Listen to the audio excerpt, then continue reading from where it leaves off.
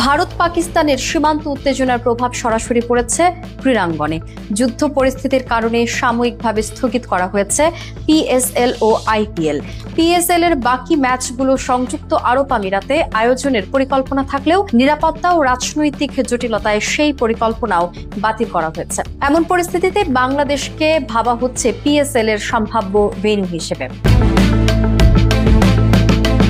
এর আগে 8 মে স্থগিত হওয়া পিএসএল আবারও মাঠে গড়াতে যাচ্ছে। সম্প্রতি ভারত ও পাকিস্তান যুদ্ধ বিরতিতে রাজি হওয়ায় পিএসএল মাঠে গড়ানোর প্রস্তুতি নিচ্ছে পিসিবি। তবে পাকিস্তানের মাটিতে আবারও পিএসএল শুরু হলেও কিছুটা শঙ্কা থেকেই যাচ্ছে। তাই পাকিস্তানের বাইরে পিএসএল আয়োজনের পরামর্শ দিয়েছেন দেশটির সাবেক ক্রিকেটার বাসিত আলী। পরামর্শ হিসেবে বলেছেন বাংলাদেশের কথা। সাবেক পাকিস্তানি এই ক্রিকেটার পিসিবিকে অনুরোধ করেছেন ভবিষ্যতে এমন যে কোনো সংকটের সময় টুর্নামেন্ট দুবাইয়ের বদলে বাংলাদেশে আয়োজন করার কথা ভাবতে।